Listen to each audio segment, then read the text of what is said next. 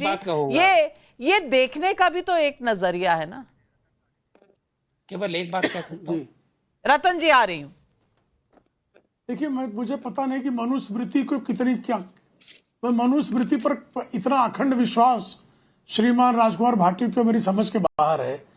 और स्वयं प्रभु रामचंद्र जी जो है निषाद राज के मित्र थे गुरु के। शबरी का आपने स्वयं जिक्र किया।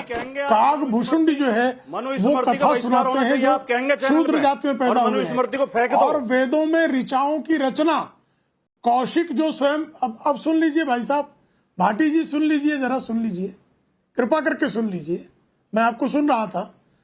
ये सनातन धर्म में ही संभव था कि कौशिक जो शूद्र जाति में उत्पन्न हुए उन्होंने वैदिक ऋचाओं की रचना की, तो उनको वेद सुनने पर प्रतिबंध था। ये झूठ है कम्युनिस्टों का फैलाया हुआ। इसी तरह से पुराण सूत ने रचना की। सूत स्वयं जो है शूद्र वर्ण में जन्मे हुए व्यक्ति थे और सारे पुराण जो है वो सूत की कथाएं नैमिषारण्य में सूत ही सुनाते हैं। ऐतरेय ब्राह्मण जिसको पढ़कर जो है ब्राह्मण अपने सारे अनुष्ठान करता है, वो शूद्र वर्ण में जन्मे व्यक्ति ने रचा हुआ है। तो कृपा करके सनातन को दुष्प्रचार का ग्रस्त करके कम्युनिस्टों ने इस देश को जो दुष्प्रचार फैलाया उससे मुक्त करने का प्रयास कीजिए अनायास। और जहां तक शाम्बुक की बात है, वाल्मीकि ने तो बात की लेकिन भवभूति के हाथ कांप गए और तुलसी ने उसका जिक्र तक नहीं किया है। तो ये जो मान्य रामचरितमानस है उसमें कहीं शाम्बुक वध का प्रसंग नहीं है। और शाम्बुक वध को कृपा करके ठीक से पढ़ लीजिएगा तो आपका जो है दूर हो जाएगा। एक सर्जरी ना करने के कारण, डॉक्टर होने के कारण, डॉक्टर की जिम्मेदारी नकारने के कारण वो प्रसंग आया। ये वाल्मीकि का वर्णन है, कृपा करके। बिल्कुल। और आपने नहीं, विवेक श्रीवास्तव जी, आपको बहुत हंसी आ रही है, आपको बहुत हंसी आ रही है विवेक जी। मुझे बताइए कि हिंदू धर्म में ऐसा क्या कह दिया प्रेम शुक्ला जी ने जिससे आपको इतनी हंसी आ रही है? कृपा करके मुझे इसलिए हंसी आ रही है कि मुझे लगता है प्रेम शुक्ला और बीजेपी अगर इसी तरह का नैरेटिव और चलाती रहेगी तो अभी उत्तर प्रदेश में जो हुआ है वो नेशनल लेवल पे बड़ी जल्दी हो जाएगा। हरियाणा में हो चुका है क्योंकि मोहन भागवत को विनेश फोगाट हिंदू लड़की नहीं लगती। जो लड़कियां कुश्ती लड़ती थी, जिनका उत्पीड़न हुआ, वो मोहन भागवत को हिंदू लड़कियां नहीं लड़ी। और यहाँ पे कल आप देखेंगी इलेक्शन के अंदर जो परास्त होने जा रहे हैं उसी के रिएक्शन में मोहन भागवत बोल रहे हैं। यहाँ जो कुछ भी सुनाया मेरे मित्र लर्नेड फ्रेंड प्रेम शुक्ला ने, वो ठीक है। आप फ्यू आइसोलेटेड एग्जांपल्स देकर के ये नैरेटिव ना फैलाएं कि इस देश में दलित उत्पीड़न हुआ ही नहीं, जातिवाद था ही नहीं, अनटचेबिलिटी थी ही नहीं, हरिजन कोई था ही नहीं, सबको मंदिर में आने की परमिशन थी, कोई भी जाति का व्यक्ति पुजारी बन सकता था। ये कम्युनिस्टों का झूठ नहीं है, यह कम्युनिस्टों के आंदोलन का सच है जो कहते हैं caste struggle is class struggle in India. समझे आप? तो आप अगर ये ब्राह्मणिकल सुप्रीमेसी के थ्रू हिंदू सुप्रीमेसी की बात करेंगे तो हिंदू समाज आपको परास्त जरूर करेगा, क्योंकि सबका विकास और सबका विकास में दलित और ओबीसी दोनों शामिल हैं। ये कान खोल के आप भी सुन ले सर, और कान खोल के मोहन भागवत भी सुन ले, तो देश का भी भला होगा, दलित समाज का भी भला होगा और हिंदू समाज का भी भला। वाह वाह, देश का प्रधानमंत्री ओबीसी, लेकिन ब्राह्मणिकल सुप्रीमेसी की बात हो रही है। रतन शारदा जी, और जब कम्युनिस्ट हिंदू धर्म पर लेक्चर देते हैं तो बहुत आनंद आता है। क्यों आप भी मुस्कुरा रहे हैं? ऐसा है ना कि कम्युनिस्ट धीरे धीरे हिंदू बनने की फिराक में किसी समय स्वामी विवेकानंद को गालियां देते थे, आज स्वीकार कर रहे हैं धीरे-धीरे और बन रहे हैं। इसीलिए आपके नंबर घट रहे हैं। हिंदू बढ़ रहे हैं इसलिए आपके नंबर घट रहे हैं ना। पहले 2 स्टेट में थे, 0 1 स्टेट में बचे नहीं, अभी 1 स्टेट में वहां से भी जाएंगे। आपके एमपी आने मुश्किल है क्योंकि हिंदू बढ़ रहे हैं। अभी आगे सीरियस बात सुनिए, हो गया मजाक, सीरियस बात सुनिए कि आप तो मजाक की बात ही करते, सीरियस बात सुनिए। आप लोग कहते हैं कि हिंदू धर्म में यहाँ इस तरह का वो गलत काम होता था, जातियों में गलत काम होता था, उन पे अत्याचार होते थे, ठीक है। इसीलिए तो मोहन भागवत कह रहे हैं ना कि हिंदुओं को एक करो, जात पात से ऊपर उठाओ, भाषा से ऊपर आओ, सबसे ऊपर उठाओ। आप लोग ये बात हजारों साल की आज भी हिंदू सुन लो को बोलिए, आपको पता ही नहीं, आपको पता ही नहीं इसके बारे में बोलिए ना आप सर। इसको बोलने दीजिए ना, बोलने दीजिए। बोलने मैं कैसे बोलूंगा?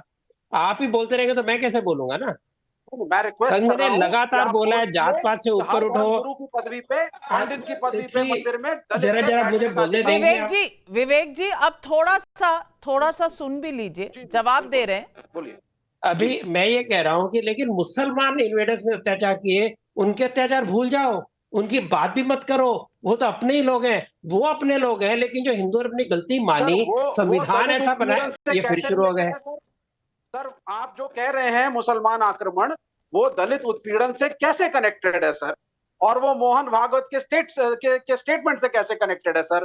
हम तो जितना बोलना बोल जातिवाद की बात लीजिए, कर रहे हैं ना सर, जितने बात और बोलना बोल मुसलमानों पे लीजिए। क्यों चले गए सर? आप लेकिन बोलने सर नहीं आप बोलिए ना देंगे। सर। मुझे आप मुझे बोलने- ये आप बोलते- बताइए, बोलते- बोले मोहन फिर बोलते मोहन रहते भागवत हैं। जी अगर हिंदुओं को साथ होने की बात कर रहे हैं, एक और बात कहना चाहता हूं मैं, नाविका जी, जी। इन्होंने जो बोलने नहीं दिया, ये जो दलित दलित बात करते हैं, इन भाई साहब को 90 साल में एक भी दलित इनके पोलिट ब्यूरो के लिए नहीं मिला। इनको पहली महिला मिली पोलिट ब्यूरो के लिए 80 साल बाद, वो भी सेक्रेटरी की पत्नी। ये सिखाएंगे हमें दलित और ब्राह्मणवाद की बातें करते हैं। इनको बताइए, उनका सेक्रेटरी कहता है क्या करें, हमें एक अच्छा दलित ही नहीं मिला हमारे पॉलिट ब्यूरो में आने के लिए, हमें एक अच्छी महिला ही नहीं मिली पॉलिट ब्यूरो में आने के लिए। संघ के अंदर हजारों लाखों की तादाद में थोड़ा सा महिलाएं पढ़ काम के करती हैं। आइए ये सर, देखिए अभी, थोड़ा देखिए अभी, पढ़ के आइए। तब गए, तब गए, सीपीआई के तब गए जनरल अब। सेक्रेटरी डी और राजा दलित समाज आप जब आप कहते हैं एक समाज के अत्याचार मत भूलो, दूसरे समाज को भूल जाओ, आप क्या बात कर रहे हैं?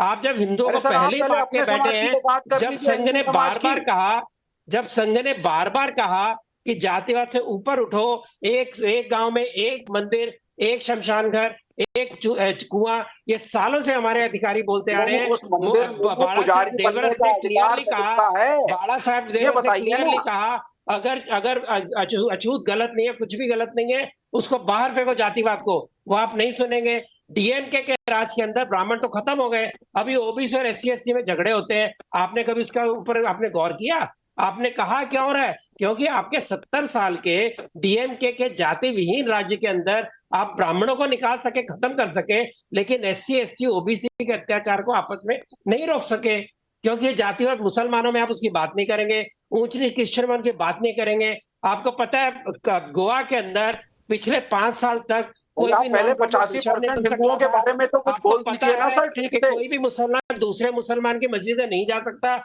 आपको पता होगा शिया सुन्नी एक बिल्कुल, दूसरे को मारते हैं, मुसलमानों के मारा जाता बीच है। में जो अलग अलग भाग हैं, शिया सुन्नी के बीच में जो है, या पसमंदा सुन्नी के बीच में, उसकी बात नहीं करेंगे। लेकिन मोहन भागवत जी ने हिंदुओं की बात कर दी तो आग सी लग गई। मैं आज असदुद्दीन ओवैसी साहब ने और क्या कहा वो भी आपको सुनवा देती हूं। वारिस पठान जी जरूर ध्यान से सुनिएगा। और हम भारत के हमारे वजीर आजम से भी कह रहे हैं, मोदी जी, ये बेंजामिन नेतन्याहू को समझाओ, सीज फायर करो। 12-15 लाख फलस्तीनी बेघर हो गए, मगर मैं देखा हूं उनके हौसलों को, ये मौत से डरने वाले नहीं हैं। उस सरजमीन पर बसने वाले अगर एक बच्चा भी होगा, सुन ले बेंजामिन नेतन्याहू, अगर एक बच्चा भी रहेगा फलस्तीनी, वो पत्थर उठाकर कहेगा अल्लाह अकबर, अल्लाह अकबर, अल्लाह अकबर। पत्थर उठा के कहेगा